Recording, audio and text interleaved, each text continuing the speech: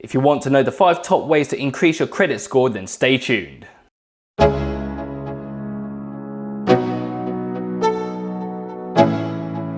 When you want to rent or buy a property, a credit check is undertaken, so it's important that you have a good credit score. 5. Build your credit history.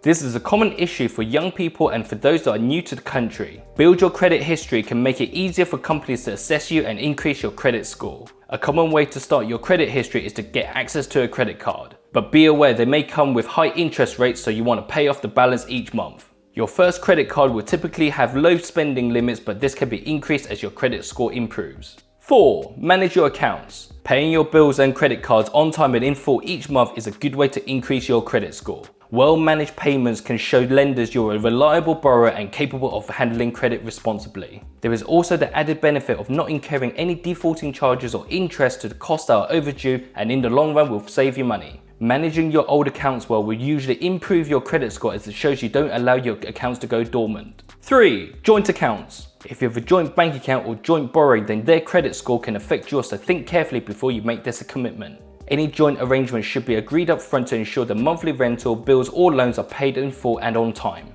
If you have been refused due to a credit score check, then avoid making multiple applications, as this will worsen your credit score for both of you.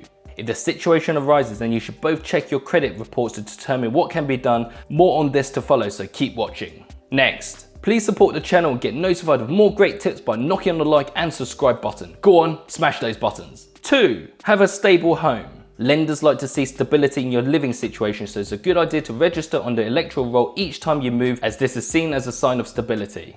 It'd be a good idea not to move too frequently, since that could give a perception of instability or troubles you're trying to move away from. If you've been in a good living situation for many years, you move abroad and come back, then unfortunately your credit score doesn't follow you internationally. Most credit scores are valid for a number of years, but there's a likelihood you'll need to build up your credit history again.